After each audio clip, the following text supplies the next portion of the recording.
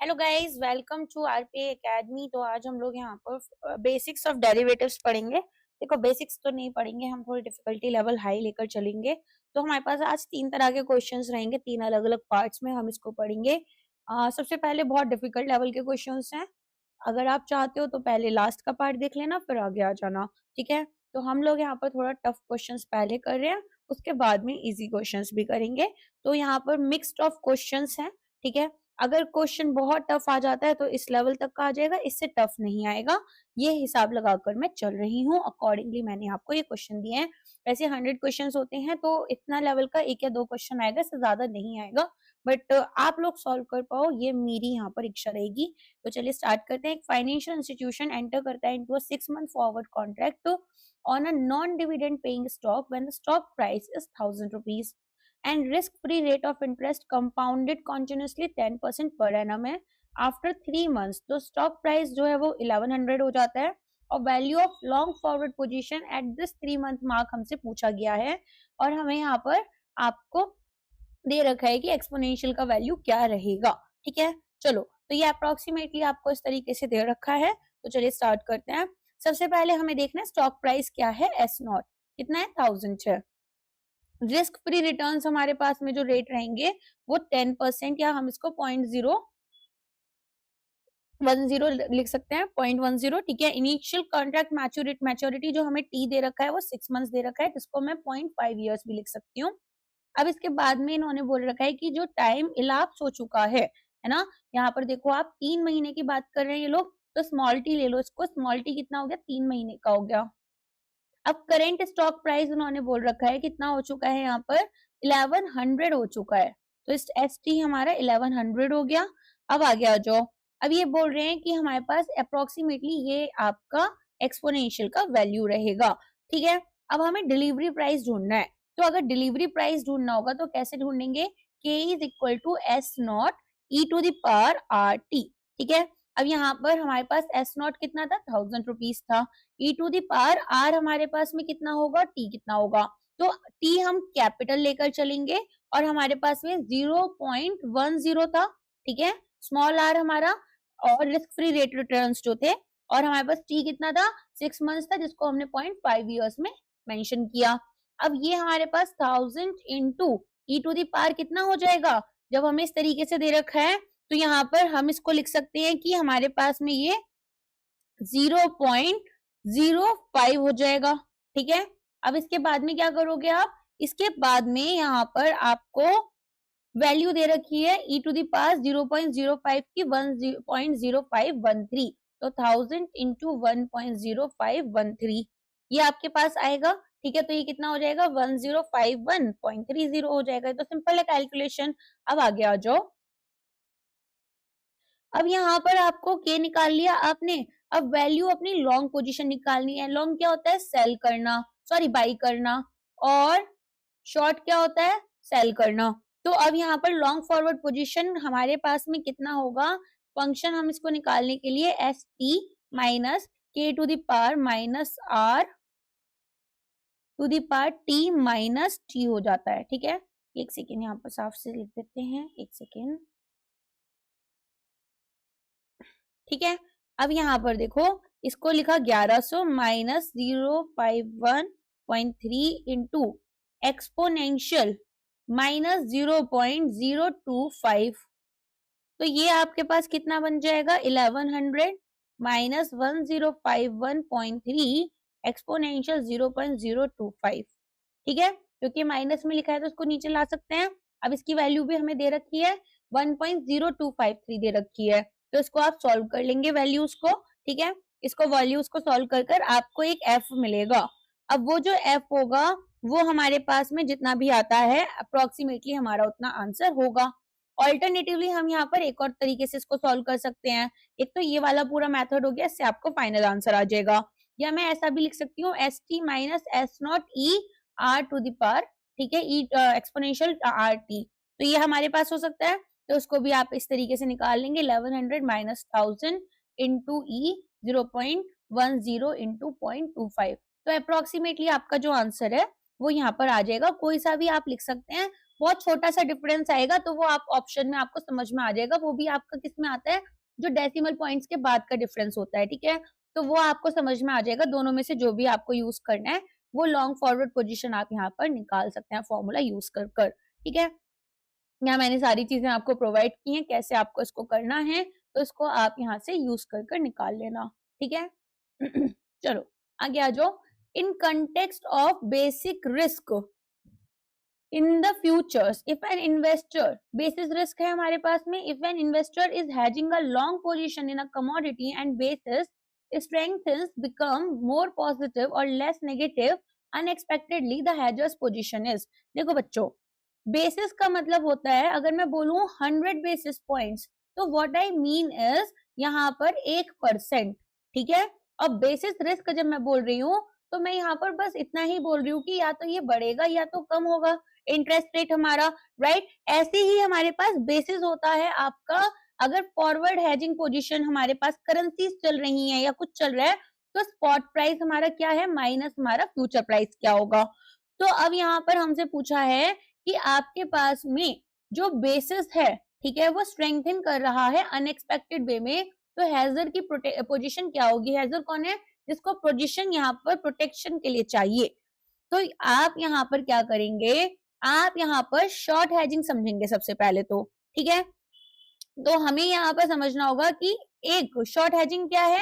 देखो अगर इन्वेस्टर को एक लॉन्ग पोजीशन को हेज करना है तो उसको शॉर्ट्स लेना पड़ेगा फ्यूचर में। देखो होता क्या है, डेरिवेटिव है, डेरिवेटिव में मुझे डर है कि आगे जाकर यहाँ पर क्या होगा, प्राइसेस बढ़ सकते हैं, तो मैं क्या करूंगी, कम वाला फ्यूचर ले लूंगी। हम हमेशा ऑपोजिट जाते हैं। तो अगर मेरे पास लॉन्ग पोजीशन है, लॉन्ग पोजीशन का मतलब मैंने अगर यहाँ पर क्या करना है, बाई करना है, तो मैं जो फ्यूचर लूंगी वो फ्यूचर मेरा किसका होगा, शॉर्ट पोजीशन का होगा। ये याद रखना सबसे पहले तो, ठीक है। अब इसके हिसाब से आप अपना क्वेश्चन सॉल्व करो। तो अब यहाँ पर हमारे पास में जैसे मैंने क्रॉप्स का बताया था ना कि फार्मर हेजिंग करते हैं, उनको डर लगता है कि प्राइसेस कम हो जाएंगे, तो उन्होंने एक डेरिवेटिव साइन किया थोड़े हायर प्राइसेस के लिए, राइट। तो यहाँ पर जब आप एक लॉन्ग पोजीशन लेते हो किसी कमोडिटी में या फिर आप किसी एसेट को ओन करते हो, तो आपके पास रिस्क क्या है कि आप उसे बेचने जाओगे तो उसका प्राइसेस कम हो सकते हैं, है ना। हमें तो महंगे में बेचना है, कुछ भी अगर बेचना होगा, तो इसको हेजिंग करने के लिए हम क्या करेंगे, एक शॉर्ट पोजीशन लेंगे। क्या करेंगे, शॉर्ट पोजीशन लेंगे फ्यूचर में। और स्ट्रेंथनिंग ऑफ बेसिस का क्या मतलब होगा कि जो बेसिस है वो इंक्रीज हो गया, तो यहाँ पर स्ट्रेंथनिंग किसकी होगी, spot prices minus future price है हमारे पास बेसिस, तो यहाँ पर स्पॉट प्राइस या तो बढ़ेगा या तो फ्यूचर प्राइस कम होगा, तभी तो बेसिस बढ़ेगा। तो in any of the situation हमारे पास में, या वीकनिंग की बात करें तो क्या होगा, स्पॉट प्राइस कम और फ्यूचर प्राइस ज्यादा हो जाएगा। तो अब एक शॉर्ट हेजर जो कि अपने एसेट को क्या कर रहे हैं, ओन करते हैं और शॉर्ट कर रहे हैं फ्यूचर को, उनके लिए इफेक्टिव प्राइस रिसीव्ड कितना होना चाहिए। इफेक्टिव प्राइस रिसीव्ड के लिए फ्यूचर प्राइस जो इंसेप्शन के टाइम पर था और बेसिस जो हमारा eight the time of closing था। तो अगर बेसिस स्ट्रेंथन होगा तो हेजर की पोजीशन भी इंप्रूव हो जाएगी। क्यों, क्योंकि जो स्पॉट प्राइस है उसने हमारा अच्छा काम करा, ठीक है। फ्यूचर प्राइस जो हमने सोचा था उससे अच्छा हमारा स्पॉट प्राइस ने करा। देखो मान लो आज एक सामान आपने खरीदा 1 लाख रुपए का, कल उसे बेचने गए 1.5 लाख रुपए का, तो उसका जो कल प्राइस है 1.5 लाख रुपए, वो अगर हाई है आपको 50,000 का फायदा होगा। मान लो आपने फ्यूचर लिया था इस पर 1.25 का, ठीक है, मतलब 25,000 का ही फायदा होता, तो आपको तो और एक्स्ट्रा 25,000 रुपए मिल रहे हैं। तो बेसिस जितना स्ट्रेंथन होगा जब आपको सेल करना है, आपके लिए तो उतना अच्छा है। तो यहाँ पर अगर बेसिस वीकन करेगा तो हेजर की जो पोजीशन होगी वो भी खराब हो जाएगी। मान लो फ्यूचर प्राइस जो है वो आपके बहुत कम है और स्पॉट प्राइसेस, मतलब यहाँ पर हमारे पास में ऐसे ले लो फ्यूचर प्राइसेस काफी हाई है और स्पॉट प्राइसेस कम है, तो वो हमारे लिए नुकसान की बात हो जाएगी। तो अगर बेसिस स्ट्रेंथन होता है अनएक्सपेक्टेड वे में, तो हेजर की पोजीशन इंप्रूव हो जाती है, ठीक है, और एक गेन उनको होगा। Under a plain vanilla interest rate swap, company A agrees to pay a fixed rate 8% and receive MIBOR from company B. If the notional principal is 10 crore rupees and MIBOR for the current period is 7%, what is the net payment? अब आपको याद होगा plane vanilla क्या होता है। Plane vanilla में हम यहाँ पर स्वैपिंग जब करते हैं तो फिक्स्ड इंटरेस्ट रेट को हम फ्लोटिंग के साथ लेकर जाते हैं। अब इन्होंने यहाँ पर मुंबई इंटरबैंक ओवरनाइट रेट को अपना बेंचमार्क रेट लेकर रखा है और नॉशनल प्रिंसिपल आपका सेम होता है 10 करोड़ का, राइट। तो ए और बी यहाँ पर दोनों ऑपोजिट सोचते हैं। ए को लगता है इंटरेस्ट रेट्स कम हो जाएंगे, बी को लगता है बढ़ेंगे, दोनों स्वैपिंग करते हैं। पूरा कॉन्सेप्ट आपको समझाया था।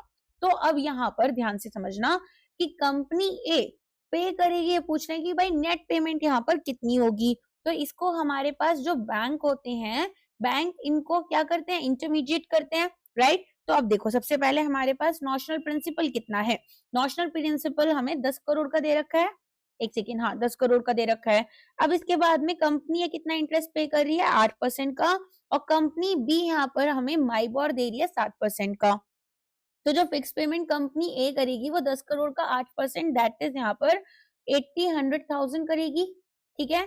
और हमारे पास में जो कंपनी बी है वो कितना करेगी, 70-100,000 करेगी, राइट। अब आ जाओ जो नेट पेमेंट होगी। तो नेट पेमेंट कैसे निकालेंगे, फिक्स में से फ्लोटिंग को माइनस कर देंगे, तो ये 10-100,000 आपका आ जाएगा, दैट इज 10 लाख रुपए, राइट। तो कंपनी ए नेट अमाउंट 10 लाख का पे करेगी कंपनी बी को, क्लियर है। तो इन्होंने यहाँ पर क्या किया, फिक्स रेट 8% का और रिसीव किया माइबॉर कंपनी बी से। नॉशनल प्रिंसिपल इन्होंने हुआ क्या है, देखो यहाँ पर ए ने बोला है कि मैं काम करता हूं, मैं आपको फिक्स्ड रेट 8% पे करूंगा, ठीक है। बैंक को इन्होंने 8% पे करा और बैंक ने बी से यहाँ पर क्या लिया है, बैंक ने यहाँ पर बी से 70, ठीक है, 7% का अपना क्या लिया, यहाँ पर माइबॉर लिया। तो अब यहाँ पर एग्जैक्टली लॉस किसका हो रहा है, ए को लगा कि आगे जाकर हमारे पास में जो इंटरेस्ट रेट्स हैं वो क्या हो रहे हैं, कम हो जाएंगे। तो उसने बी के साथ स्वैपिंग की थी। बी के पास पहले फ्लोटिंग रेट था, ए के पास में फिक्स्ड रेट था। अब ए ने यहाँ पर जब अपना स्वैपिंग कर लिया तो उसने बैंक को 8% दिया और बी ने बैंक को 7% दिया। तो बैंक ने देखा 1% का डिफरेंस आ रहा है, वो 1% किसको मिलना चाहिए, ए को मिलना चाहिए, ठीक है। समझ में आ गया। तो यहाँ पर हमारे पास में समझ में आया। एक बार और बताती हूँ, देखो ए का फिक्स इंटरेस्ट रेट पर उसने लोन लिया था, बी ने फ्लोटिंग पर लिया था। अब होता क्या है ना, जब हम स्वैपिंग भी करते हैं तो ऐसा नहीं है कि हम बैंक को फ्लोटिंग रेट देने लग गए, नहीं, हम देंगे बैंक को फिक्स रेट ही, ठीक है, और ये बी को फ्लोटिंग रेट ही देगा। बैंक ये देखेगा कि किसका इंटरेस्ट रेट ज्यादा, यहाँ पर बेसिकली फिक्स रेट जो है वो अब फ्लोटिंग के साथ में चेंज होगा। तो एक्चुअल में ए ने दिया तो 8% था, लेकिन स्वैपिंग की वजह से देना कितना चाहिए था, केवल 7%। तो वो जो डिफरेंस होगा वो बैंक इसको पे कर देगी। आगे समझ में। तो यहाँ पर आपका आंसर क्या होगा, आपका आंसर होगा कंपनी ए 10 लाख रुपए देगी कंपनी बी को, क्लियर। आ जाओ नेक्स्ट, आ जाओ। The cost of carry model for a commodity future with a strong storage cost U and convenience yield Y is expressed as, देखो फ्यूचर प्राइस है, current spot price, risk free rate of interest, ठीक है, और यहाँ पर हमारे पास storage cost और माइनस हमारे पास जो कन्वीनियंस यील्ड होगी इनटू हमारे पास कैपिटल टी, ठीक है। कैपिटल टी क्या है, टाइम टू मैच्योरिटी। तो हमारे पास में यहाँ पर R plus U minus Y क्या होता है, नेट कॉस्ट ऑफ कैरी कहलाता है। सो बेसिकली होता क्या है, जो हमारे पास में कॉन्टेंगो होता है, कॉन्टेंजो क्या है, देखो R plus U is greater than Y. R क्या था, risk free rate of returns, U क्या है, स्टोरेज कॉस्ट जो कि परसेंटेज में हम एसेट वैल्यू को दिखाएंगे, और वाई क्या है, कन्वीनियंस यील्ड। तो अगर हमारे पास कॉस्ट, इंटरेस्ट और स्टोरेज हमारे बेनिफिट से ज्यादा हो गई, मीनिंग जो फ्यूचर प्राइस है वो हमारे स्पॉट प्राइस से ज्यादा हो गया, ठीक है, तो ये हमारे पास कॉन्टेंगो बनता है जो कि नॉन पेरिशेबल गुड्स के लिए होगा। और y is greater then r plus you, जहां पर कन्वीनियंस यील्ड हाई है क्योंकि शॉर्टेज हो गई है फिजिकल कमोडिटी की, जिसकी वजह से फ्यूचर प्राइस हमारे कम है और स्पॉट प्राइस हमारे ज्यादा हैं, ठीक है। तो बैकवर्डेशन इसे हम यहाँ पर बोलते हैं। तो एक बार याद कर लेना, आर रिस्क फ्री रेट हमारे पास होता है, ठीक है, लिख दूं रिस्क फ्री रेट, तो इंक्रीज करेगा एफ को, that is opportunity cost of capital. फिर आता है स्टोरेज कॉस्ट, यू इंक्रीज करेगा हमारे एफ को, cost of holding physical cost, ठीक है, ये क्या है आपका स्टोरेज कॉस्ट है। ये क्या कर रहा है, ये हमारे फ्यूचर प्राइस को बढ़ा देता है, जो कि cost of holding physical stock रहेगा। अच्छा, कन्वीनियंस यील्ड हमारे पास में वाई रहेगी।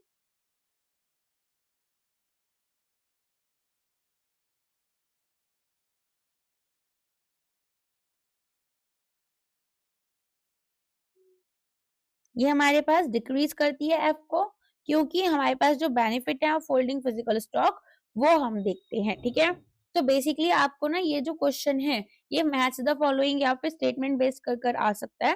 तो थोड़ा सा बस इसको ध्यान रखना कि स्टोरेज कॉस्ट क्या करता है, फ्यूचर प्राइस को बढ़ा देता है। ठीक है, कन्वीनियंस यील्ड यहाँ पर जो बेनिफिट है फिजिकल कॉस्ट स्टॉक का वो रिड्यूस कर देती है फ्यूचर प्राइस को। ठीक है, next question, if the future price of a stock is significantly lower than the current spot price, market हमारा किस में कहलाएगा।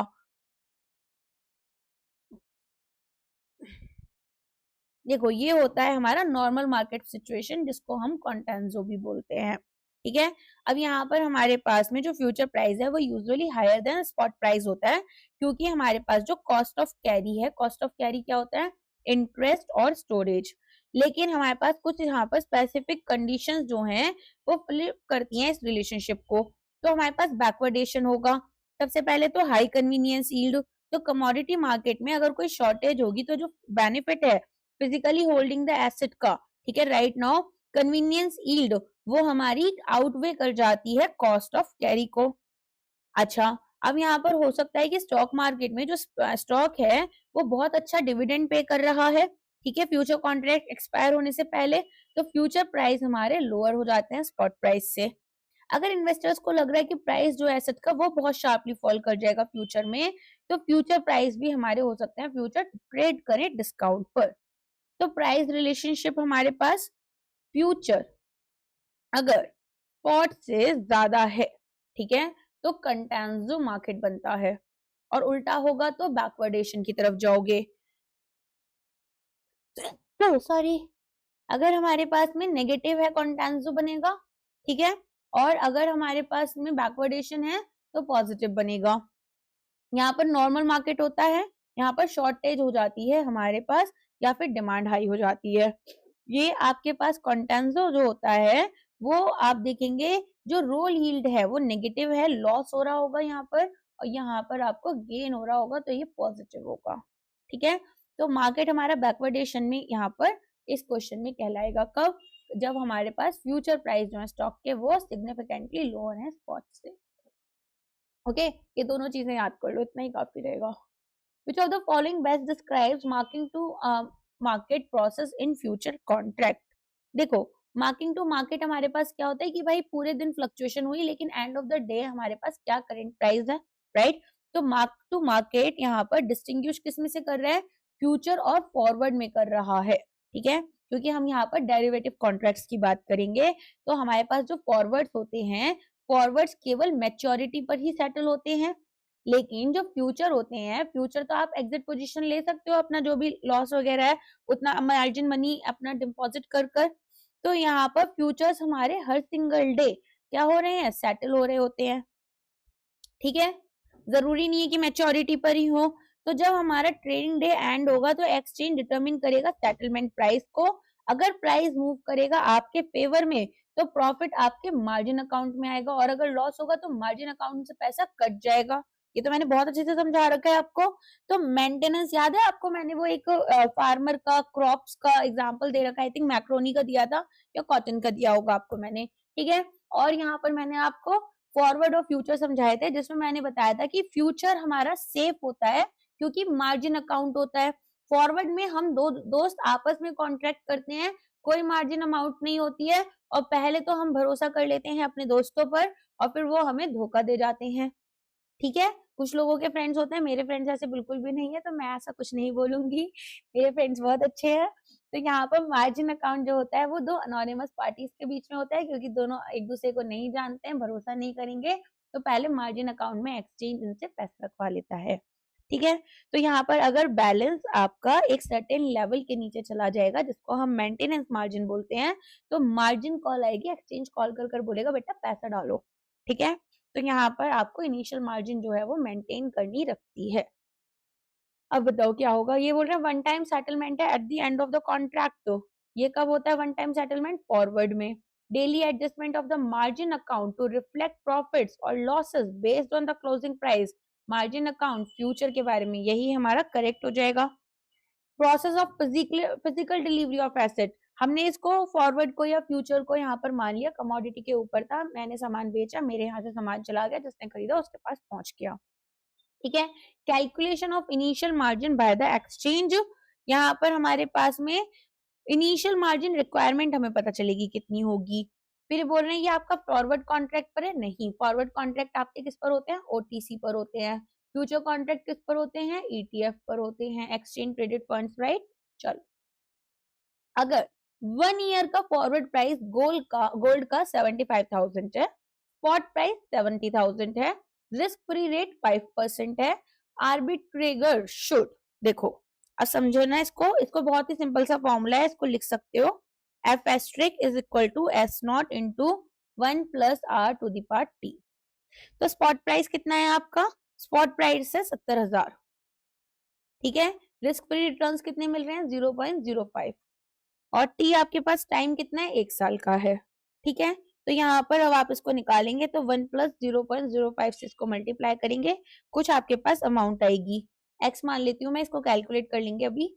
फिर इसके बाद में क्या होगा, अब आप देखोगे मार्केट फॉरवर्ड प्राइस आपके पास कितना है,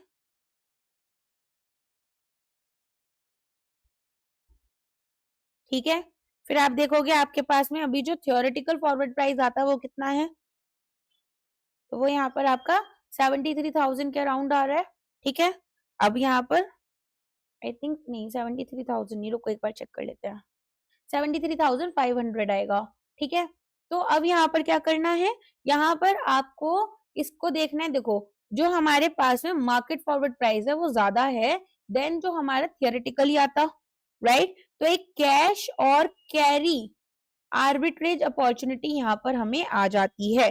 तो ओवर वैल्यूड फॉरवर्ड हमें देखने के लिए मिलेगा, हम बोरो करेंगे मनी को रिस्क फ्री रेट पर 70,000 है ना रुपीज, यहाँ पर 5% पर गोल्ड को खरीदेंगे स्पॉट मार्केट में, और फॉरवर्ड कॉन्ट्रैक्ट के साथ में 75,000 रुपीज में बेच देंगे, तो 5,000 रुपए का फायदा बना लेंगे, ठीक है।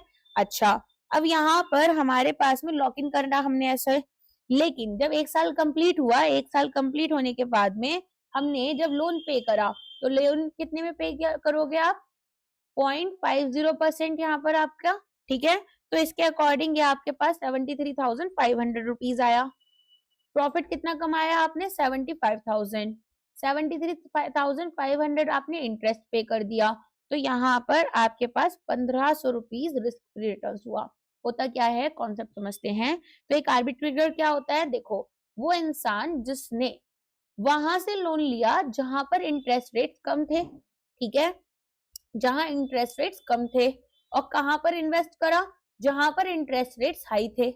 तो इससे क्या होगा, मान लो इंटरेस्ट रेट यहाँ पर 6% है और यहाँ पर 9% है, तो 3% का फायदा बना लेगा ये इंसान, एक्सचेंज करना होगा करेंसी को, कोई एसेट लेना होगा जो भी है, और यहाँ पर 3% का फायदा होगा। सेम चीज हमारे पास इसमें भी हो रही है, इन्होंने बोरो करा 70,000 5% पर, ठीक है, उसके बाद में प्रॉफिट बनाया 75,000 पर, और ये 5% पर जो बोरो किया था उतना रिमेनिंग अमाउंट वापस बेच दिया, तो यहाँ पर बेसिकली इंटरेस्ट पे कर दिया और बचा हुआ इनका प्रॉफिट हो गया। स्पेक्यूलेटर्स कौन होते हैं? स्पेक्यूलेटर्स वो लोग होते हैं जो कि शॉर्ट टर्म में प्रॉफिट कमाते हैं। कैसे? उन्होंने देखा एक स्टॉक बहुत नीचे प्राइस पर है, एक स्टॉक यहाँ पर उन्होंने क्या करा, उसको खरीदा नीचे वाले प्राइस पर जब वो अंडर वैल्यूड था, जैसे ही अपनी करेक्ट वैल्यूएशन पर आया बेच दिया। क्या वो सच में इस स्टॉक से प्यार करते थे, इस कंपनी को अपने पास रखना चाहते थे, कोई लॉन्ग टर्म वो था? नहीं, शॉर्ट टर्म में प्रॉफिट चाहिए था, ठीक है, समझ में आ गया। चलो आगे बढ़ते हैं, तो ये आपके पास आंसर होगा। In the Indian market the most common benchmark for an overnight index swap is, तो ये आपको बताना है कि यहाँ पर हमारे पास में मोस्ट कॉमन बेंचमार्क हमारे पास कौन सा रहता है। तो ये तो आपको शायद पता भी होगा, मुंबई इंटरबैंक ओवरनाइट रेट, ठीक है, आउटराइट रेट, ओवरनाइट रेट, कुछ भी बोल लो, ये आपका रहता यही है माइबोर वाला। तो पहले लाइबोर चलता था, अब हमारे पास में इंटरनेशनल रेट पर ऑल्टरनेट रेफरेंस रेट्स चलते हैं, ठीक है। तो यहाँ पर ये ओवरनाइट रेट होगा, आउटराइट नहीं होगा, यहाँ पर मैंने गलत लिखा हुआ है, ओवरनाइट होगा ये, ठीक है। तो यहाँ पर हमें इतना समझना होगा कि हमारे पास अभी अलग अलग तरह के रेट्स आ गए हैं। तो SOFR कौन सा रेट है, जो अल्टरनेट रेफरेंस रेट्स हम लोग अब यूज करने लगे हैं इंटरनेशनल मार्केट में। लाइबोर अब हटा चुके हैं क्योंकि बहुत ज्यादा डिस्क्रिपेंसीज थी इस रेट के साथ में। ऐसे बोला जा रहा था यूरोपियन कंट्रीज अपने हिसाब से इसे मैनिपुलेट कर लेते हैं, तो कुछ इंडिपेंडेंट रेट लेकर आएंगे। रेपो रेट आपको पता ही है मॉनेटरी पॉलिसी रेट रहता है, MCLR इंडिया का बेंचमार्क रेट है। लेकिन जो financial benchmark India private limited that is FBIL यहाँ पर प्रेजेंट करती है, वो हमारे पास में ओवरनाइट इंडेक्स स्वैप में, ठीक है, फ्लोटिंग रेट लैग जो होगा उसको हम डेली ओवरनाइट रेफरेंस रेट के साथ चलते हैं। इंडिया में माइबोर है, तो कैसे काम करता है, OIS में जो फ्लोटिंग रेट है वो हमारे पास डेली ओवरनाइट माइबोर रेट का ज्योमेट्रिक मीन होता है, जो भी हमारा स्वैप है उसके टेनोर के अकॉर्डिंग। खैर इतना सब आपके लिए इंपॉर्टेंट नहीं है। SOFR आपका कहाँ से रेट चलता है, ये चलता है आपका USA से, ठीक है।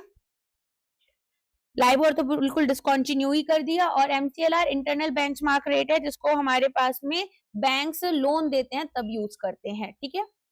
ठीक है, चलो आगे बढ़ते हैं, एक second. A currency swap differs from an interest rate swap because in a currency swap, देखो बहुत सारा ना यहाँ पर एक चीज याद रखना, जो हमारे पास करेंसी स्वैप होता है उसमें 3 तरह के स्वैप्स होते हैं, ठीक है। कौन कौन से स्वैप होते हैं आपके, principal only swap, coupon only swap और प्रिंसिपल प्लस कूपन स्वैप, ठीक है। तो हमारे पास 3 तरह के करेंसी स्वैप्स होते हैं। इंटरेस्ट रेट स्वैप क्या होगा, केवल आपका कूपन ही स्वैप कर रहे हो आप, राइट। तो सबसे पहले हमें थोड़ा सा समझना होगा, लेकिन ये 3 भी चीजें याद रखना। तो देखो हमारे पास में जो इंटरेस्ट रेट स्वैप होता है, ठीक है, इसके लिए भी टेबल बना लेते हैं, इंटरेस्ट रेट स्वैप और करेंसी स्वैप। तो अगर देखो सबसे पहले प्रिंसिपल एक्सचेंज की बात करें अगर, तो प्रिंसिपल में हमारे पास में कोई एक्सचेंज इंटरेस्ट रेट स्वैप में नहीं होगा, ठीक है। और हमारे पास में अगर हम देखें हमारे उसमें करेंसी स्वैप में प्रिंसिपल भी आपका स्वैप होगा, जैसे मैंने अभी समझाया था कि एक प्रिंसिपल ओनली भी होता है, तो फुल एक्सचेंज होता है, प्रिंसिपल एक्सचेंज किया जाएगा स्टार्ट में और री एक्सचेंज कर लिया जाएगा एंड में। तो यहाँ पर हो रहा है फुल। करेंसी अगर हम देखें तो इंटरेस्ट रेट में तो आप रुपये में लोन लिया, रुपये के साथ में इसको स्वैपिंग कर ली, है ना। तो यहाँ पर हमारे पास केवल एक ही करेंसी होगी। और अगर हम देखें करेंसी स्वैप हमारे पास है तो 2 डिफरेंट करेंसीज होनी चाहिए। डॉलर को हमने रुपये में किया, मैंने आपको जर्मनी का या फिर US का एग्जांपल डेफिनेटली दिया होगा इसमें। फिर जब हमने पढ़ाया था आपको इंटरेस्ट पेमेंट्स में, यहाँ पर नेट सेटलमेंट होता है, ठीक है, इंटरेस्ट का नेट सेटलमेंट होता है, और यहाँ पर फुल इंटरेस्ट पेमेंट आपको रिस्पेक्टिव करेंसीज में सेटल करनी होती है, ठीक है, कोई नेटिंग नहीं होती। क्यों, क्योंकि एक रुपीज में अर्न करता है और डॉलर में पे करता है, एक डॉलर में अर्न करता है रुपये में पे करता है, तो फुल इंटरेस्ट पेमेंट आपकी होगी, नेटिंग नहीं होगी। यहाँ जैसे इसमें नेट सेटलमेंट अभी दिखाया था ना फिक्स्ड फ्लोटिंग वाला प्लेन वनीला स्वैप में, अच्छा यहाँ पर हमें हेज करने हैं इंटरेस्ट रेट्स, खुद को प्रोटेक्ट करना है, और यहाँ पर हमें क्या करना है, फॉरेन एक्सचेंज रिस्क को हेज करना है, ऑल्सो यहाँ पर इंटरेस्ट रेट रिस्क को हेज करना होगा, ठीक है। तो यहाँ पर फॉरेन एक्सचेंज रिस्क और इंटरेस्ट रेट रिस्क दोनों ही आपके हेज हो रहे हैं। नेक्स्ट अब यहाँ पर देखो there is no exchange of principal at the beginning, तो ये आपका ऐसा नहीं होता है, प्रिंसिपल एक्सचेंज डिफाइनिंग कैरेक्टरिस्टिक है करेंसी स्वैप की। अच्छा फिर ये बोल रहे हैं एक्सचेंज होगा प्रिंसिपल का हमारा बिगनिंग में और end of the contract, true है। Only exchange rates are exchanged, देखो नहीं, करेंसी स्वैप भी हमारे पास fixed for floating, floating for floating, fixed for fixed कुछ भी हो सकते हैं।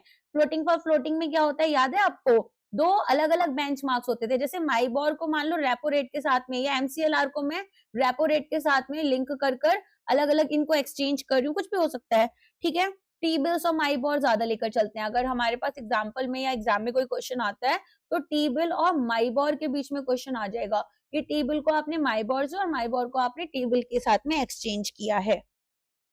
It is traded on an exchange like NSE, तो यहाँ पर हमारे पास में आप देखेंगे कि इसको हम किसी भी इसमें नहीं लेकर जाते, ये OTC इंस्ट्रूमेंट्स होते हैं, कुछ स्टैंडर्डाइज्ड वर्जन्स एग्जिस्ट करते हैं, लेकिन ये बैंक टू बैंक या बैंक टू कॉर्पोरेट हो जाते हैं, notional principal is always in rupees, तो ऐसा यहाँ पर जरूरी नहीं है, डॉलर्स में भी हो सकता है, दो डिफरेंट करेंसीज में भी होता है करेंसी में, तो है ना। चलो, under SEBI regulation for category 3 alternate investment fund hedge funds, what is the maximum leverage when using derivatives? देखो, इसको बहुत अच्छे से समझना, जो मैक्सिमम लेवरेज होता है फॉर अ कैटेगरी 3 AIF, ये 200% ऑफ नेट एसेट वैल्यू जाता है, ठीक है। अब यहाँ पर टोटल एक्सपोजर लॉन्ग का और शॉर्ट्स का 2 into NAV से ज्यादा नहीं होना चाहिए। बेसिस ऑफ कैलकुलेशन में लेवरेज को हम कैलकुलेट कैसे करेंगे, टोटल एक्सपोजर और नेट एसेट वैल्यू का जो रेशियो होगा, नेटेड बेसिस पर से भी अलाउ करेगा कि हम ऑफसेट करें अपनी पोजीशंस को, ताकि हेजिंग हो हमारी और पोर्टफोलियो रीबैलेंस हो। तो टोटल एक्सपोजर आपका कितना है, sum of market value of all securities और कॉन्ट्रैक्ट्स, स्पॉट और डेरिवेटिव लेकर चलेंगे। कैश और कैश इक्विवेलेंट्स को हम टोटल एक्सपोजर में नहीं लेकर चलेंगे, और हमारी जो एनएवी कैलकुलेट करते हैं वो कैसे करेंगे, तो जितनी भी सिक्योरिटीज एडजस्ट की हैं मार्क टू मार्केट गेन्स के लिए या लॉसेस के लिए, और बोरोड फंड्स को आप यहाँ पर माइनस कर देते हो। फंड्स जो अंडरटेकिंग यहाँ पर हमने की है वो हमें मंथली, ठीक है, रिपोर्ट देनी होती है सेबी को, तो non leverage alternate investment funds जो होते हैं वो क्वार्टरली रिपोर्ट करते हैं। तो अगर मान लो एक कैटेगरी 3 अल्टरनेटिव इन्वेस्टमेंट फंड है जिसमें की नेट एसेट वैल्यू 100 करोड़ की है, और इसका टोटल मार्केट एक्सपोजर जो होगा वो अब कितना हो सकता है, 200 करोड़ से ज्यादा नहीं हो सकता, ठीक है। नेक्स्ट यहाँ पर अब हमारे पास में कुछ यहाँ मल्टीपल स्टेटमेंट बेस्ड क्वेश्चंस हैं, इसको भी अच्छे से कवर करेंगे। तो पहला क्वेश्चन आपसे बोल रहे हैं कंसीडर द फॉलोइंग स्टेटमेंट्स। अब ये इजी क्वेश्चन रहेंगे, टफ नहीं है, लेकिन आपके पास इस तरह के क्वेश्चन आने की थोड़ी प्रोबेबिलिटी हाई होगी। तो जो पहले क्वेश्चन कर रहे हैं मैम उसकी प्रोबेबिलिटी हाई नहीं होगी, कुछ क्वेश्चन की होगी, 2-3 क्वेश्चन की उतनी हाई नहीं है।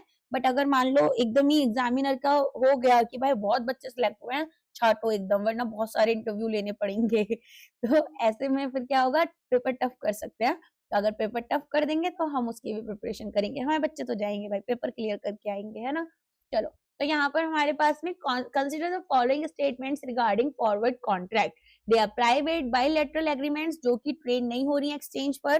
दे are subject to high counter party risk as there is no clearing house. They are high standardized in terms of contract size and maturity.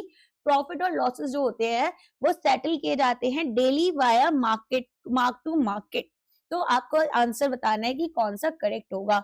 अच्छा, अगर कोई भी डाउट आता है ना तो आप मेरे से कभी भी कहीं पर भी पूछ सकते हैं, बहुत सारे अलग अलग प्लेटफॉर्म्स हैं। टेलीग्राम पर सर भी मैसेज का रिप्लाई कर देते हैं और मैं भी कर देती हूँ, ठीक है। अच्छा, ग्रुप में कुछ लोग ना मतलब देखते हैं कि मैं रिप्लाई कर रही हूँ और फिर भी पूछते हैं मैम कौन है, तो मैंने फिर वहां पर लिख दिया था आई एम मैम। तो इस तरह से अगर आपको कभी कंफ्यूजन होता है, खैर उन फ्रेंड से तो मेरी बात हो गई थी, बट कभी कंफ्यूजन होता है तो शायद मैं मिल जाऊँ आपको डॉट डॉट डॉट से, ठीक है। तो चलिए स्टार्ट करते हैं यहाँ पर अभी मैं अपनी थोड़ा सा क्या प्रॉब्लम है ना, मैं अपने बारे में अभी बता नहीं सकती हूँ for some otherwise there will be some kind of a legal issues against me, that's why I am hiding my this profile. But of course I hope you guys are studying properly और आप लोग का पढ़ाई हो, मेरे लिए बस वही इंपॉर्टेंट है, ओके। इसीलिए मैं ये सब कुछ कर रही हूँ, बस ये वाला पेपर क्लियर हो जाए फिर तो things will be definitely different, but आप लोग का पेपर क्लियर हो जाए इतना ही मेरी एक्सपेक्टेशंस है। चलिए आगे बढ़ते हैं। तो यहाँ पर consider the following statements regarding forward contracts. They are private bilateral agreements that are not traded on an exchange. They are subject to high counterparty risk as there is no clearing house. They are highly standardized in terms of contract size and maturity. Profit or losses are settled daily via mark to market. तो अब आपको बताना है यहाँ पर कि कौन सा आंसर करेक्ट होना चाहिए। तो देखो पहला स्टेटमेंट क्या बोल रहे हैं, फॉरवर्ड के बारे में, प्राइवेट है, बायलैटरल है और एक्सचेंज पर ट्रेड नहीं होता। हाँ बिल्कुल नहीं होता, दोनों पार्टीज एक दूसरे को जानती हैं, चिंकू मिंकू आपस में दोस्त हैं, और दोस्त हैं तो एक दूसरे की बातें छिपा लेंगे, ठीक है। दूसरा, they are subject to high counter party risk as there is no clearing house. अगर यहाँ पर हमारे पास हाई काउंटर पार्टी रिस्क है तो ये बोल रहे हैं कि there is no clearing house, इसीलिए है। तो of course high counter party risk होता है, कोई मार्जिन नहीं है, कोई क्लियरिंग हाउस CCIL वगैरह नहीं है जो कि फ्यूचर में मुझे मिल जाता है। मैंने एग्जांपल दिया था ना फॉरवर्ड और फ्यूचर में। फ्यूचर में हमारे पास एक्सचेंज होता है, अनोनिमस पार्टीज होती हैं, पेमेंट और सेटलमेंट हमारी क्लियरिंग हाउस के थ्रू होती है, मार्जिन अमाउंट होती है। फॉरवर्ड में दो दोस्त हैं, एक काउंटर के इधर बैठा है, एक काउंटर के उधर बैठा है, दोनों आपस में दोस्ती कर लेते हैं। बाद में एक को लगता है कि यार नुकसान हो जाएगा, तो वो दोस्ती को ऊपर ना रखकर पैसे को ऊपर रखता है और मना कर देता है। तो ये वही वाली चीज है कि काउंटर पार्टी रिस्क फॉरवर्ड में हाई होता है। ठीक है, दे आर हाईली स्टैंडर्डाइज्ड, जो स्टैंडर्डाइज्ड होता है, कस्टमाइज्ड होते हैं, दोनों दोस्त अपने आपस में मिलकर चीजें बना लेते हैं। एक्सचेंज वाले में तो वो साइज बता देते हैं कि भाई यही साइज होगा, राइट, रैंडम साइज में आप नहीं बताओगे कॉन्ट्रैक्ट साइज और मैच्योरिटी, तो ये स्टेटमेंट इनकरेक्ट हो गई। प्रॉफिट और लॉसेस हमारे सेटल होते हैं daily via mark to market, तो यहाँ पर ये फॉरवर्ड में नहीं होते, ये किसमें होते हैं, आपके एक्सचेंज में, फ्यूचर्स में होते हैं। फॉरवर्ड तो हमारा eight the end of the contract term होगा, जब मैच्योर हो जाएगा। डेली सेटलमेंट फ्यूचर्स में होते हैं। तो हमारे पास फर्स्ट और सेकंड जो है ये आंसर्स करेक्ट हो जाएंगे, रेस्ट ऑफ द आंसर्स हमारे इनकरेक्ट हो जाएंगे। तो ए अगेन हमारा आंसर बनेगा। अब यहाँ पर बेसिस की बात हो रही है फ्यूचर ट्रेडिंग में, और पूछा गया है कि इनमें से कौन सा स्टेटमेंट आपका ट्रू होगा। Basis is defined as future price minus spot price at the time of contract expiration. Basis आपका कन्वर्ट कर जाएगा टू जीरो। स्ट्रेंथनिंग होगी अगर बेसिस की, तो एक लॉन्ग हेजर आपका होगा, लेकिन ये हर्ट करेगा शॉर्ट हेजर को। बेसिस रिस्क अराइज करता है because of the uncertainty regarding the basis eight the time of the hedge is closed.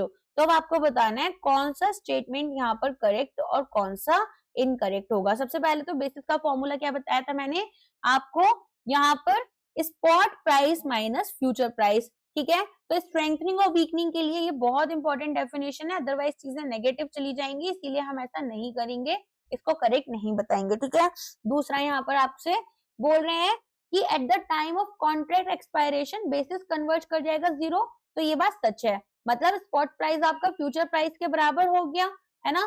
तो यहाँ पर बेसिस क्या हो गया आपका, स्पॉट प्राइस अगर फ्यूचर प्राइस के बराबर हो गया तो बेसिस हमारा जीरो हो जाएगा, ये स्टेटमेंट एकदम करेक्ट है। फिर थर्ड आ जाओ, ये बोल रहे हैं स्ट्रेंथनिंग होगी बेसिस की, जिससे कि लॉन्ग हेजर को हेल्प होगा लेकिन शॉर्ट हेजर को हर्ट होगा। तो ये बात यहाँ पर सच है या झूठ है, देखो लॉन्ग हेजर है मतलब स्पॉट उसने लॉन्ग किया, शॉर्ट करा फ्यूचर को, तो बेसिस स्ट्रेंथन हो गई, स्पॉट प्राइसेस आपके राइज कर जाते हैं रिलेटिव टू फ्यूचर, जो कि यहाँ पर हेल्पफुल है। अच्छा, मानकर चलो यहाँ पर आपके पास शॉर्ट हेजर होता, तो वो शॉर्ट करते स्पॉट को और लॉन्ग करते फ्यूचर को, तो स्ट्रेंथनिंग जो है वो बेसिस को हर्ट करती। तो ये स्टेटमेंट भी आपकी एब्सोल्युटली करेक्ट है। Fourth statement, basis risk arise because of the uncertainty regarding the basis eight the time the hedge is closed. देखो, जब एक हैज को इनिशिएट किया बेसिस हमें पता है, जब हैज को क्लोज किया बेसिस फ्यूचर बेसिस अनसर्टेन है, तो अनसर्टेनिटी जो होगी वही बेसिस रिस्क कहलाता है। तो ये स्टेटमेंट आपकी करेक्ट हो जाएगी। यहाँ पर आपके पास में कौन कौन से स्टेटमेंट्स करेक्ट हैं, सेकंड, थर्ड एंड फोर्थ। ठीक है, तो सी आपका आंसर बन जाएगा। आई होप लेक्चर आपको समझ में आ रहा है, थोड़ा डिफिकल्ट लेवल की तरफ बनाया गया है ये। In a plain vanilla swap, one party swaps, one party pays a fixed rate and the other pays a floating rate. The principal amount is physically exchanged at the start of the swap. IRS are used to transform the nature of an asset or a liability. Fixed rate payer benefits if the market interest rate rise. तो अब आपको बताना है interest rate swap के बारे में यहाँ पर कौन सा स्टेटमेंट आपका करेक्ट और कौन सा इनकरेक्ट होगा। देखो इसको ध्यान से देखना, प्लेन वनीला स्वैप क्या है, जिसमें हम फिक्स्ड को फ्लोटिंग के साथ में चेंज कर रहे होते हैं, राइट। तो यहाँ पर ये आंसर आपका स्टेटमेंट फर्स्ट करेक्ट हो गया। दूसरे में बोल रहे हैं प्रिंसिपल अमाउंट जो फिजिकली एक्सचेंज हो जाती है एट द स्टार्ट ऑफ यहाँ पर स्वैप। देखो ऐसा नहीं होता है, इंटरेस्ट रेट स्वैप में प्रिंसिपल नॉशनल होता है, मीनिंग कि हम इसको फिजिकली कभी भी चेंज नहीं करते हैं, एक्सचेंज नहीं करते हैं, ये केवल एक बेस फिगर है जिससे कि हम नेट इंटरेस्ट कैलकुलेट करेंगे। ठीक है, IRS ये बोल रहे हैं ट्रांसफॉर्म करती है नेचर ऑफ एन एसेट और लाइबिलिटी। देखो स्वैप्स यहाँ पर ट्रांसफॉर्मेशन के लिए बहुत यूज होता है, तो एक कंपनी जिसका फ्लोटिंग लोन है वो एक लाइबिलिटी है, ठीक है, तो वो अगर स्वैप में एंटर कर गए और फिक्स्ड एंड रिसीविंग फ्लोटिंग, ठीक है, वो एक फिक्स्ड स्वैप में गए और फिर रिसीव कर रहे हैं फ्लोटिंग अमाउंट, तो they can also enter into a positive inflow, right, जहां पर उनको कुछ फायदा हो रहा है, जैसे हमने इनिशियली एग्जाम्पल में देखा था। तो यहाँ पर हमारे पास फ्लोटिंग रेट लाइबिलिटी एक फिक्स्ड रेट में कन्वर्ट हो जाती है, जिसमें कि हमारे पास अगर इंटरेस्ट रेट बढ़ रही हैं। फिर अगर आप देखेंगे फिक्स्ड रेट पेयर बेनिफिट करेंगे अगर the market interest rate rises. देखो फिक्स्ड रेट पेयर जो है वो लॉन्ग द रेट होते हैं, और सिंस वो यहाँ पर एक लॉक्ड इन पे कर रहे हैं, तो फिक्स्ड रेट और हमारे पास एक मार्केट लिंक फ्लोटिंग रेट है, उसको वो रिसीव करेंगे। तो प्रॉफिट यहाँ पर क्या होगा, जब फ्लोटिंग रेट आपका राइज कर जाता है अबव द फिक्स्ड ऑब्लिगेशन। तो बेसिकली हमारे पास में इंटरेस्ट रेट स्वैप्स कैसे होते हैं, एक फिक्स्ड रेट प्लेयर है, फिक्स्ड रेट वो पे करते हैं, फ्लोटिंग रेट वो स्वैप करते हैं और एक्सपेक्ट करते हैं कि भाई राइज कर जाए रेट। और अगर एक फ्लोटिंग रेट पेयर हुए तो फ्लोटिंग रेट वो यहाँ पर पे करते हैं, फिक्स्ड रेट वो रिसीव करते हैं और एक्सपेक्ट करते हैं कि रेट्स फॉल कर जाएं। ओके, तो हमेशा याद रखना नॉशनल का क्या मतलब होता है, नॉशनल का मतलब होता है इन नेम ओनली। तो अगर यहाँ पर आपको बोला जा रहा है क्वेश्चन में नॉशनल प्रिंसिपल, तो इसका मतलब है कि यहाँ पर हमारे पास में अगर इंटरेस्ट रेट स्वैप है तो कोई एक्सचेंज नहीं होगा, और अगर बोला कि नॉशनल प्रिंसिपल एक्सचेंज हुआ है तो करेंसी स्वैप है। हो सकता है आपको क्लियरली एग्जाम में डिफाइन ना किया हो कि ये करेंसी स्वैप है या इंटरेस्ट रेट स्वैप है, बट आपको नॉशनल प्रिंसिपल एक्सचेंज करने के लिए बोला गया, तो नॉशनल केवल करेंसी स्वैप में होगा, ये याद रखना। ओके, नेक्स्ट क्वेश्चन पर आ जाओ। यहाँ पर बोल रहे हैं in the context of option Greeks evaluate the following. यहाँ पर आपको कुछ चीजें इवैल्यूएट करनी है। पहला क्या बोल रहे हैं कि डेल्टा मेजर करेगा rate of change of option price with respect to the price of the underlying asset. This is theta is generally negative for long positions only, यहाँ पर long opening position because of time decay. Gamma is highest when an option is deep in the money. Vega measures the sensitivity of an option price to changes in interest rates. तो आपको बताना है इनमें से कौन सी statements आपकी correct हो जाएंगी। देखो सबसे पहले तो हमें यहाँ पर सॉरी यहाँ पर फॉल्स स्टेटमेंट्स पूछी हैं, तो आपको फॉल्स स्टेटमेंट्स बतानी है। तो कौन सी स्टेटमेंट करेक्ट है वो देख लेते हैं। फॉल्स हमारे को ऐसे पता चल जाएगा। तो डेल्टा हमारे पास क्या होगा, डेल्टा यहाँ पर फर्स्ट ऑर्डर ग्रीक होता है जो ये बताता है कि कितना आपने ऑप्शन प्राइस जो है वो हर एक रुपी चेंज के लिए मूव करेगा in the underlying asset. For example मान लो एक डेल्टा है 0.5 का, ठीक है, इसका मतलब है ऑप्शन प्राइस आपका 0.50 बढ़ता है for every 1 rupee move in the stock. अच्छा, दूसरा ही बोल रहे हैं थीटा जो है, थीटा यहाँ पर आपका नेगेटिव है for long position because of time DK. तो थीटा आपको टाइम डीके मेजर करता है। ऑप्शंस यहाँ पर क्या करते हैं, वेस्टिंग एसेट्स होते हैं, जैसे जैसे टाइम पास होता जाएगा जो टाइम वैल्यू कंपोनेंट है प्रीमियम का वो इरोड होगा। तो यहाँ पर हमारे पास में अगर हम एक लॉन्ग कर रहे हैं ऑप्शन को, मतलब एक ऑप्शन के बायर हैं, तो थीटा हमारे लिए एक एनिमी हो जाता है क्योंकि यहाँ पर ये एक नेगेटिव नंबर शो कर रहा है।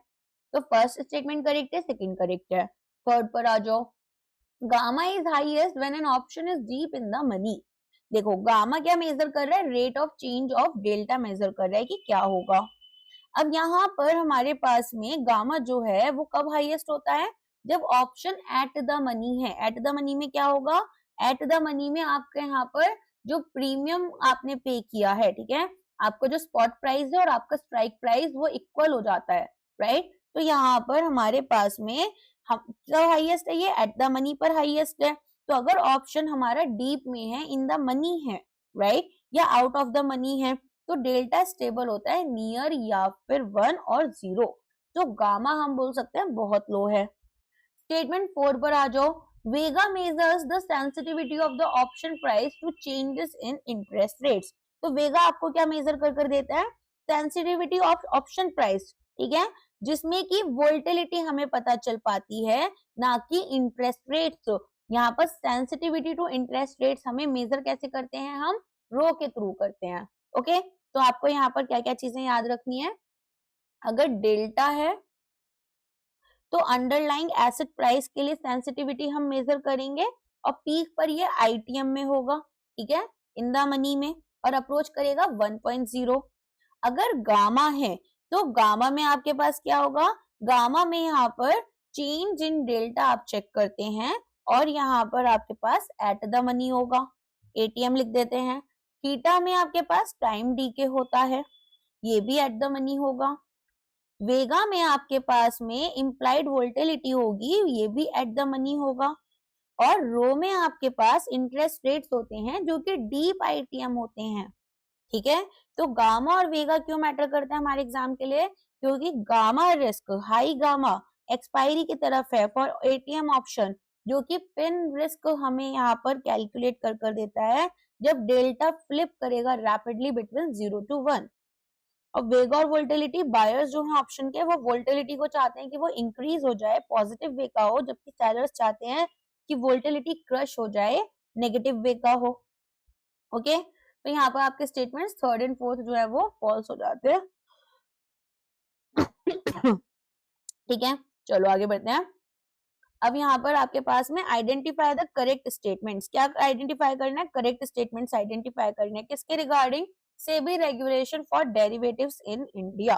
तो देखो यहाँ पर ये बोल रहे हैं इंडेक्स ऑप्शंस यूरोपियन स्टाइल होते हैं, stock options American style, physical settlement जो होगी स्टॉक डेरिवेटिव्स की वो मैंडेटरी है सभी स्टॉक्स के लिए हमारे F&O सेगमेंट में। पोर्टफोलियो मैनेजर्स को अलाउ नहीं किया गया कि वो डेरिवेटिव्स को हेजिंग पर्पसेस से यूज करें। AIF category 3 funds can use leverage up to 2 times their net asset value. तो आपको बताना कौन से स्टेटमेंट्स करेक्ट रहेंगे। देखो यहाँ पर हमारे पास में ये देखा जा रहा है कि जो सेबी का भी रेगुलेटरी लैंडस्केप चेंज हो रहा है ना, उतनी उसकी आपको कितनी समझ है। देखो सबसे पहले तो यहाँ पर स्टॉक ऑप्शंस जो थे इंडिया में वो अमेरिकन स्टाइल हुआ करते थे, लेकिन सेबी ने बोला यूरोपियन स्टाइल जाओ। क्यों, अमेरिकन स्टाइल में क्या होता है, आप इनको कभी भी एक्सरसाइज कर सकते हो, लेकिन यूरोपियन में केवल आप इनको अपनी एक्सपायरी डेट पर ही कर सकते हो, इनको एक्सपायरी डेट तक कभी भी कर सकते हो, डे 1 से जो भी एक्सपायरी डेट है।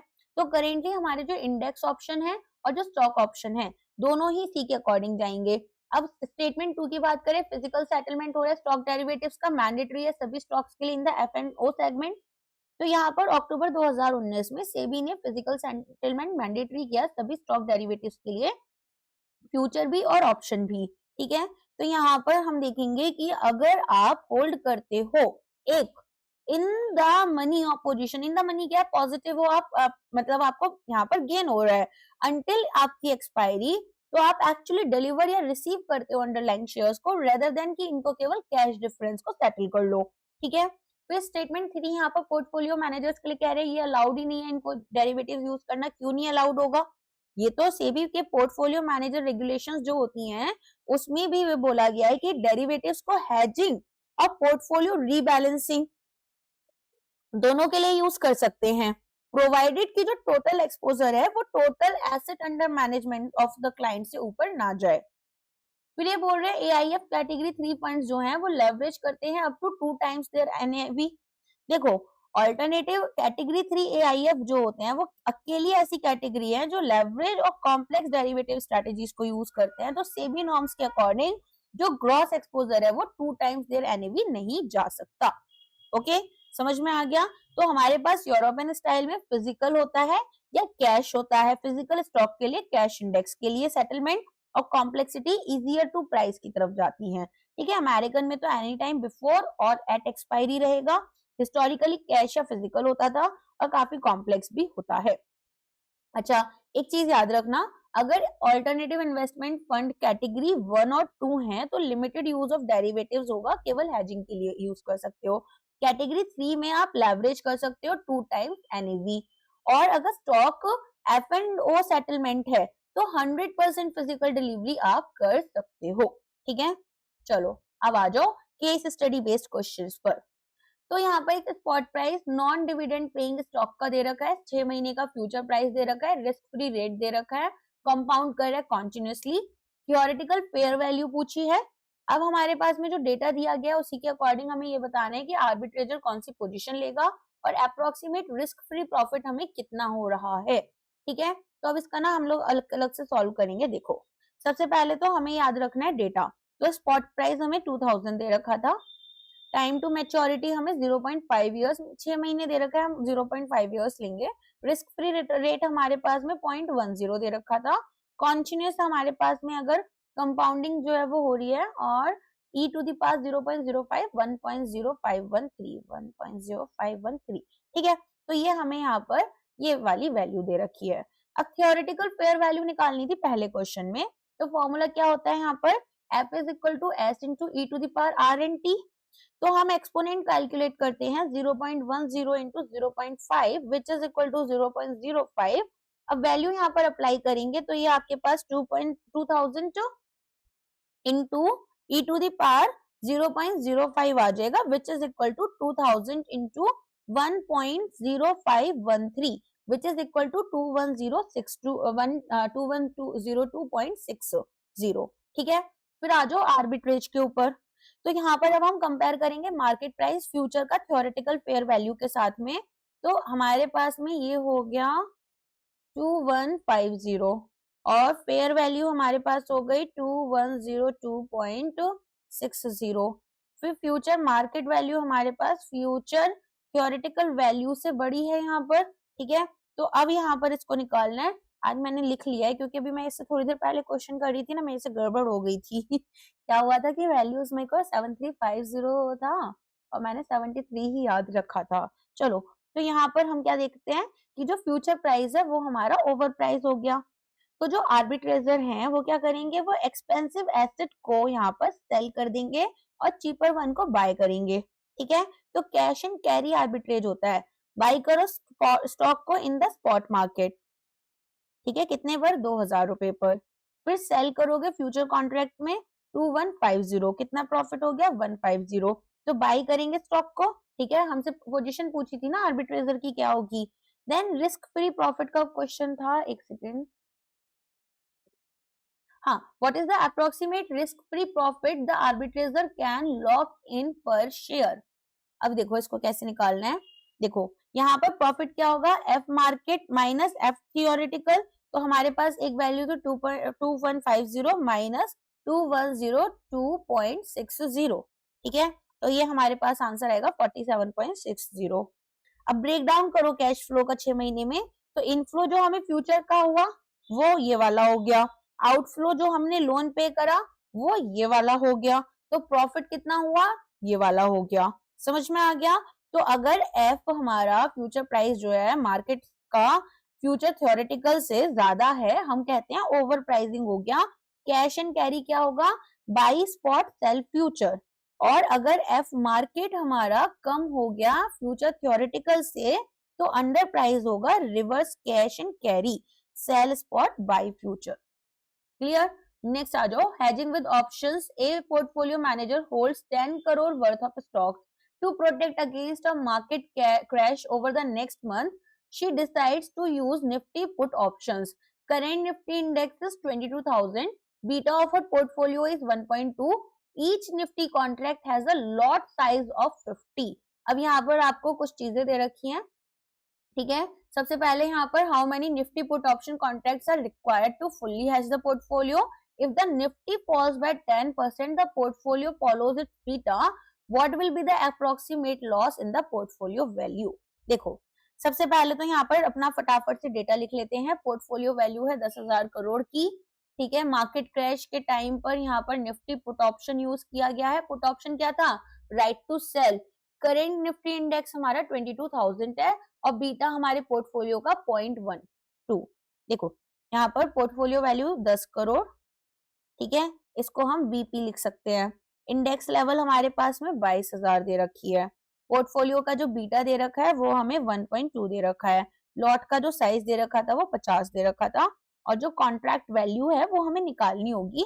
तो कॉन्ट्रैक्ट वैल्यू कैसे निकालोगे, 22,000 into 50 जो हो गया आपका 1100,000, ठीक है। ये तो क्लियर है। अब यहाँ पर इन्होंने नेक्स्ट क्वेश्चन में आपसे पूछा है how many Nifty put option contracts are required to fully hedge the portfolio. अब देखो ये कैसे निकालोगे नंबर ऑफ कॉन्ट्रैक्ट्स। तो इसके लिए सिंपल सा फॉर्मूला है, portfolio value into portfolio beta upon contract की वैल्यू। कॉन्ट्रैक्ट की वैल्यू आई अभी 11 लाख, है ना। बीपी कितना दे रखा है, 10 करोड़ का दे रखा है। बीटा कितना दे रखा है, 1.2 का दे रखा है। तो अब इसको यहाँ पर आप एक दूसरे में क्या करोगे, इसको निकालोगे तो आपको आंसर मिल जाएगा 109 कॉन्ट्रैक्ट्स। दूसरा पोर्टफोलियो वैल्यू चेंज। तो बीटा में हमारे पास में यहाँ पर क्या चेंजेस आ रहे हैं, तो रिलेशनशिप हम मार्केट का जो रिटर्न है, मार्केट का जो रिटर्न है और पोर्टफोलियो का जो रिटर्न है, इनके बीच में देखते हैं। तो पोर्टफोलियो रिटर्न हमारे पास में क्या होगा, यहाँ पर बीटा इंटू मार्केट रिटर्न्स। तो मार्केट रिटर्न कितना है आपके पास में, -10%, क्योंकि निफ्टी हमारी गिरी है। पोर्टफोलियो रिटर्न हमारे पास कितना होगा, 1.2 इंटू -10%, जो कि हमारा -12% हो गया। अब लॉस हमारे पास 10 करोड़ का 12% कर लो कितना आएगा, तो 1.2 करोड़ आ जाएगा। ठीक है, तो यहाँ पर आपको क्या क्या चीजें ध्यान में समझनी है कि जो बीटा है, अगर बीटा आपका ग्रेटर देन 1 हो गया तो आपको सेल या बाय ज्यादा इंडेक्स कॉन्ट्रैक्ट्स करने होंगे then the future face value of your portfolio. क्यों, क्योंकि आपका पोर्टफोलियो काफी वॉलेटाइल है। अच्छा, अब यहाँ पर क्योंकि 1.2 करोड़ का मुझे लॉस दिख रहा है, ठीक है, माइनस में था हमारे पास में यहाँ पर 12%, तो लॉस हुआ। ये जो लॉस हुआ है ये लार्जली ऑफसेट कैसे करेंगे, जो गेन मुझे पुट ऑप्शन से होगा। तो यहाँ पर हमारे पास वैल्यू बढ़ जाती है जब निफ्टी फॉल करेगा। तो ये हमारे लिए क्या हो गया, protective put strategy, protective put strategy. ठीक है, पेन पेपर लेकर बैठना, 2 बार इस क्वेश्चन को करना, समझ में आ जाएगा। नेक्स्ट क्वेश्चन आपका, which of the following best describes the convenience yield in commodity derivatives। देखो, commodity derivatives में जो convenience yield होती है वो हमें cost of carry मॉडल, ठीक है, डिविएट क्यों कर रहा है वो समझाती है। तो अगर मान लो एक मैन्युफैक्चरर है, ठीक है, और मान लो फॉर एग्जांपल ज्वेलरी मेकर है जिनको गोल्ड की जरूरत है, या फिर वो रिफाइनर है जिनको ऑयल की जरूरत है, तो वो अगर एक्चुअल फिजिकल इन्वेंट्री रखते हैं, ठीक है, क्यों रखेंगे, क्योंकि उनको तो ये सब चीजों पर काम करना है। तो इससे क्या होगा, ये प्रोडक्शन रनिंग रखते हैं। इवन इफ यहाँ पर मान लो सडन सप्लाई चेन डिसरप्शन हो गए, लोकल शॉर्टेज हो गई, तो भी इनके पास कुछ होगा। तो एक future contract can not be used to run a machine today. क्या फ्यूचर कॉन्ट्रैक्ट आप यूज कर सकते हो, नहीं, फिजिकल डिलीवरी तो चाहिए ही चाहिए।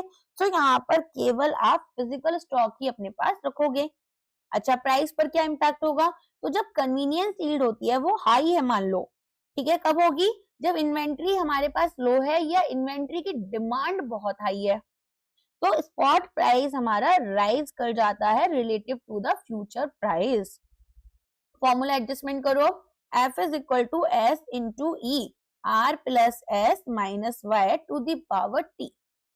तो रिस्क फ्री रिटर्न्स हमारे पास आ गए, रेट, स्टोरेज कॉस्ट आ गई, कन्वीनियंस यील्ड हो गई, समझ में आ गया। तो यहाँ पर हम क्या करेंगे, कॉन्टेंजो या कॉन्टेंगो कुछ भी बोल सकते हो, फ्यूचर हमारा ग्रेटर होता है स्पॉट से, तो कन्वीनियंस यील्ड की जो लेवल होती है वो लो होती है। क्यों, क्योंकि इन्वेंट्री बहुत ज्यादा है हमारे पास में और कोई स्पेशल बेनिफिट नहीं है फिजिकल स्टॉक को होल्ड करने का। लेकिन अगर बैकवर्डेशन हो जाता है तो स्पॉट हमारा फ्यूचर से ज्यादा है, जिसकी वजह से कन्वीनियंस यील्ड हाई हो गई, सीवियर शॉर्टेज हो गया और लोग यहाँ पर ज्यादा प्रीमियम पे करने के लिए तैयार हैं इमीडिएट फिजिकल डिलीवरी में। तो क्या याद रखना है कि जो स्टोरेज कॉस्ट होती है वो इंक्रीज करती है फ्यूचर प्राइस को, इसको यहाँ पर ज्यादा एक्सपेंसिव कर देती है to carry. Convenience yield decrease करती है थ्योरेटिकल फ्यूचर प्राइस, क्योंकि यहाँ पर स्पॉट एसेट जो है वो ज्यादा अट्रैक्टिव है टू होल्ड। नेक्स्ट यहाँ पर, in a long straddle strategy and investor, तो अगर लॉन्ग स्ट्रैडल स्ट्रैटेजी होगी तो यहाँ पर वो चंदू के साथ जाने वाला सीन हो गया मेरे साथ। चलो, तो यहाँ पर एक पॉपुलर वोलेटिलिटी स्ट्रैटेजी होती है जिसमें कि हम कब यूज कर रहे हैं, जब इन्वेस्टर ये सोचते हैं कि एक सिग्निफिकेंट मूव होगा in the underlying assets price but unsure है ऑफ द डायरेक्शन, अप जाएगी या डाउन जाएगी। ठीक है, तो लॉन्ग स्ट्रैडल कैसे काम करता है, you by one at the money call और एक आप किस पर लोगे, एट द मनी पुट। अब यहाँ पर गोल क्या है कि आप स्टॉक को एक्सप्लोर करना चाहते हो in either of the direction. तो अगर प्राइस अप जाएगा शार्पली, कॉल प्रॉफिट ऑफसेट कर देगा loss at the put premium. अगर प्राइस क्रैश हो जाता है तो पुट प्रॉफिट ऑफसेट करेगा लॉस ऑफ कॉल प्रीमियम। ठीक है, तो यहाँ पर एक डेबिट स्ट्रैटेजी है, आप 2 प्रीमियम्स पे करते हो मेकिंग इट रिलेटिवली एक्सपेंसिव। तो मार्केट व्यू क्या है, ये न्यूट्रल है ऑन डायरेक्शन और बुलिश है वोलेटिलिटी पर। मैक्सिमम प्रॉफिट यहाँ पर थ्योरेटिकली अनलिमिटेड होगा। ठीक है, अगर प्राइसेस अप जाएंगे या फिर बहुत हाई जाते हैं, ठीक है, तो हमारे पास में आगे देखो मैक्सिमम लॉस हमारे पास में कब हो रहा है, जब ये लिमिटेड है to the total premiums paid, ठीक है, तो प्राइस जो है वो हमारा स्ट्राइक पर पहुंच गया। और ब्रेक इवन पॉइंट्स कब आते हैं, जब हमारे पास दो स्ट्राइक हैं, basically strike plus total premium, strike minus total premium, ठीक है। तो लॉन्ग स्ट्रैंगल भी होता है एक, लॉन्ग स्ट्रैंगल क्या है हमारे पास में, जिस जैसे स्ट्रैडल होता है यहाँ पर, लेकिन लॉन्ग स्ट्रैंगल में हम क्या करेंगे, OTM out of the money यहाँ पर ऑप्शन लेंगे और चीपर होगा, एक मच लार्जर प्राइस मूव करेगा ताकि प्रॉफिटेबल हो पाए। शॉर्ट स्ट्रैडल में क्या होगा, तो यहाँ पर हमारे पास में आप देखेंगे ऑप्शन डी में, देखो एक बारी, आप सेल करोगे कॉल को भी पुट को भी, तो जो प्रॉफिट है अगर वो मार्केट में, ठीक है, आपका है तो वो साइडवेज रहेगा, वोल्टिलिटी लो रहेगी, रिस्की भी यहाँ पर बहुत ज्यादा हो जाता है क्योंकि पोटेंशियल लॉस आपके अनलिमिटेड है। फिर ए देखो, ए में क्या हो रहा है, ए आपका यहाँ पर सिंथेटिक लॉन्ग कहलाता है। क्या कहलाता है, सिंथेटिक लॉन्ग, मतलब buying a call and selling a put at the same strike, तो जो पे ऑफ होगा हमारा ओनिंग द एक्चुअल स्टॉक वो मिमिक करेगा। तो बेसिकली हमें यहाँ पर क्या समझना है, लॉन्ग स्ट्रैडल कब यूज होता है, जब आरबीआई अपनी पॉलिसी अनाउंस करता है, कंपनी अर्निंग रिजल्ट्स आते हैं, जहां पर एक बिग स्विंग हमें एक्सपेक्टेड होता है, लेकिन आउटसाइड जो आउटकम्स हैं वो एक कॉइन फ्लिप की तरह बेसिकली जस्ट ऑपोजिट आए जो हमने सोचे। नेक्स्ट क्वेश्चन है, मैंने कुछ गलत कर दिया क्या, ओहो, एक आंसर ना यहाँ पर मेरे ख्याल से गड़बड़ हो गया है, वो पुराने उसका दूसरे क्वेश्चन का हो गया है। When is an investor most likely to use a bear put spread, मतलब उसका आंसर पहले लिख दिया है और क्वेश्चन बाद में, सॉरी थोड़ा सा ना टाइपिंग टाइम में गड़बड़ हो जाता है मुझसे। तो यहाँ पर when is an investor most likely to use a bear put spread, तो देखो एक bear put spread कब होता है, जब एक वर्टिकल स्प्रेड स्ट्रेटेजी है ताकि हम यहाँ पर जो डिक्लाइन हुआ अंडरलाइंग एसेट के प्राइस में उससे प्रॉफिट कमा पाए, लेकिन यहाँ पर जो प्रॉफिट पोटेंशियल है वो कैप्ड है, ठीक है, क्योंकि हम यहाँ पर एक इनिशियल कॉस्ट भी पे कर रहे हैं। तो सेटअप कैसे बनेगा, बाई करोगे एक यहाँ पर इन द मनी और at the money put option, और सेल करोगे एक out the money put option with lower strike price. तो लॉजिक क्या है, जब आप सेल करते हो ओटीएम को तो आपको एक प्रीमियम रिसीव होता है और ये प्रीमियम सब्सिडाइज कर देगा cost of put you bought, ठीक है। अच्छा, ट्रेड ऑफ कैसे होगा, तो जब कॉस्ट लोअर है तो आप पोटेंशियल फॉर अनलिमिटेड प्रॉफिट भी यहाँ पर गिव अप कर देते हो, अगर मार्केट क्रैश कर गया प्रॉफिट कैप किया जाएगा at the difference between the two strike prices minus the net premium paid, ठीक है। अब यहाँ पर देखो when they expect a massive market crash, तो अगर आप एक्सपेक्ट कर रहे हो एक मैसिव मार्केट क्रैश, तो यहाँ पर आपको एक लॉन्ग पुट रखना पड़ेगा, और अगर एक क्रैश है तो एक bear put spread profit unlimited, ठीक है, और लॉन्ग पुट क्या करेगा, वो गेन करता रहेगा वैल्यू को as the price drops towards zero. फिर ऑप्शन सी देखो, when they expect the market to remain stagnant, यहाँ पर क्या होगा, अगर मार्केट स्टैग्नेंट हो गया तो आपके पास एक लॉस होगा जो नेट प्रीमियम आपने पे किया, ठीक है, इंस्टेड आप क्या करोगे, शॉर्ट स्ट्रैडल यहाँ पर यूज करोगे। फिर ये बोल रहे हैं when they expect high volatility but are unsure of the direction, देखो इसमें क्या होगा, ये एक लॉन्ग स्ट्रैडल या फिर एक स्ट्रैंगल होगा, ठीक है, जैसा हमने पहले देखा था। चलो, तो बेसिकली अब आपको क्या क्या याद रखना है, मार्केट व्यू में बियर पुट स्प्रेड कैसा होता है, मॉडरेटली बियरिश होता है, ठीक है, जो कॉस्ट होती है वो आपकी नेट डेबिट होती है, meaning lower than a simple long put से लो होगी, ठीक है, लोअर देन दिस। अच्छा, फिर यहाँ पर मैक्सिमम प्रॉफिट आपका कैसे रहेगा, तो higher strike minus lower strike minus net premium, और थीटा आपका जो टाइम डीके है वो लेस सेंसिटिव हो जाता है देन अ लॉन्ग पुट, ठीक है, क्योंकि शॉर्ट पुट क्या करेगा, ऑफसेट कर देगा कुछ डीके को।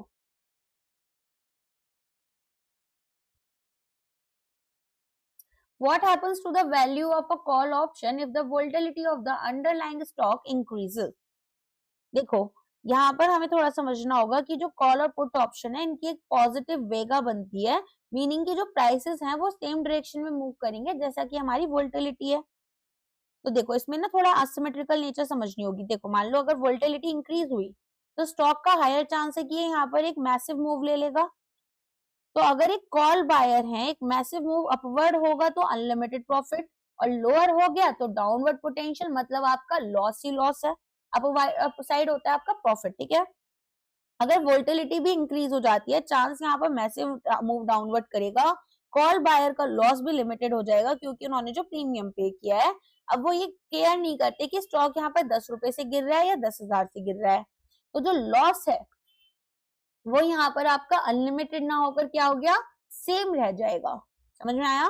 तो अपवर्ड साइड में क्या हो रहा है, अपसाइड में हमारे पास स्टॉक का हायर चांस है कि वो एक मैसिव मूव लेगा, तो अगर कॉल बायर हैं तो उनको फायदा होगा, अनलिमिटेड प्रॉफिट, लेकिन अनलिमिटेड लॉस नहीं हो पा रहा, वो सेम रह जाता है क्योंकि वोल्टिलिटी बढ़ गई, लेकिन यहाँ पर कॉल बायर का लॉस लिमिटेड है जितना प्रीमियम उन्होंने पे किया है। तो नेट इफेक्ट क्या होगा, क्योंकि आप गेन कर रहे हो बिग विंस लेकिन आपको बिग लॉसेस से बचाव हो रहा है, तो एक वाइड रेंज यहाँ पर पोटेंशियल प्राइस आउटकम्स की देखने के लिए मिलती है जो कि ऑप्शन को आज ज्यादा वैल्यूएबल बना देते हैं।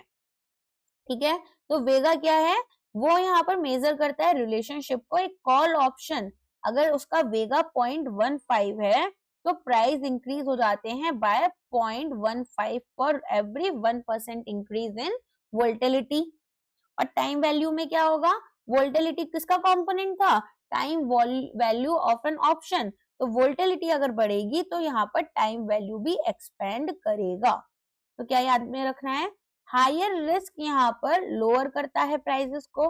तो अगर हम देखें स्टॉक्स में हायर डिस्काउंट रेट्स होते हैं, ठीक है, ऑप्शंस में वोल्टिलिटी अपॉर्चुनिटी होती है, ना कि केवल यहाँ पर रिस्क होता है। Only the call value increases, तो यहाँ पर ऐसा नहीं हो सकता, जो कॉल्स और पुट्स है, ठीक है, वो आपकी वैल्यू में कब होती हैं, जब वोल्टिलिटी बढ़ेगी। और फिर ये बोल रहे हैं वोल्टिलिटी ओनली हेल्प्स ओटीएम ऑप्शंस, तो ऐसा भी नहीं होता है। क्यों, क्योंकि यहाँ पर आप देखेंगे जब हमारे पास ओटीएम ऑप्शन ज्यादा सेंसिटिव होते हैं वोल्टिलिटी चेंजेस के लिए, जो एब्सोल्यूट प्राइस है आपका इन द मार्केट, ठीक है, और एट द मार्केट ऑप्शन ये भी बढ़ जाता है। नेक्स्ट आ जाओ, आज का ये लास्ट क्वेश्चन रहेगा, under the mark to market process if a trader's margin account falls below the dash they receive a margin call. तो यहाँ पर जो मेंटेनेंस मार्जिन अमाउंट आपको रखनी होती है, अगर इससे नीचे चला जाएगा तो आपको कॉल आ जाती है, राइट। तो यहाँ पर हमारे पास क्या होता है कि प्रॉफिट्स और लेस हमारे जो लॉसेस हैं वो डेली बेसिस पर सेटल हो। तो एक्सचेंज यहाँ पर दो प्राइमरी मार्जिन लेवल्स रखते हैं, इनिशियल और मेंटेनेंस। इनिशियल है जो अपफ्रंट कैपिटल आपको पोजीशन ओपन करने के लिए चाहिए, और मेंटेनेंस मार्जिन होती है जो आपको मेंटेन कर रखनी है ऑल टाइम। तो अगर डेली सेटलमेंट होगा तो eight the end of each trading day exchange adjust करेगा ट्रेडर का अकाउंट बैलेंस, जो भी क्लोजिंग प्राइस था एसेट का। अगर सीरीज ऑफ लॉसेस यहाँ पर होते जा रहे हैं और मेंटेनेंस मार्जिन हमारी जो है वो खत्म हो गई, ड्रॉप कर गई, तो ऐसे में क्या होगा, एक मार्जिन कॉल ट्रिगर की जाती है और पोजीशन को ओपन रखने के लिए ट्रेडर को डिपॉजिट करने पड़ते हैं फंड्स, जो कि वेरिएशन मार्जिन के अंडर भी कहलाए जाते हैं। ठीक है, ताकि यहाँ पर इनिशियल मार्जिन के साथ एक बैकअप बना रहे और मेंटेनेंस लेवल को मेंटेन कर चलें। आज के लिए बस इतना ही है, थोड़ा डिफिकल्ट चैप्टर है, मैं चाहूंगी आप 2 बार पढ़ो उसको ताकि आपको ज्यादा अच्छे से समझ में आए। कोई भी डाउट होता है कमेंट कर लेना, ठीक है। यहाँ पर मिक्स क्वेश्चन है, बहुत ही हाई लेवल क्वेश्चन अगर आ गया तो वो भी है, और अगर आपका नॉर्मल लेवल जैसा आता है 100 क्वेश्चन में रेगुलरली वैसा आ गया तो वो भी है, ठीक है। कोई भी डाउट है तो कमेंट कर लेना। आज के लिए बस इतना ही, मिलते हैं हमारे नेक्स्ट क्लास में। Thank you so much.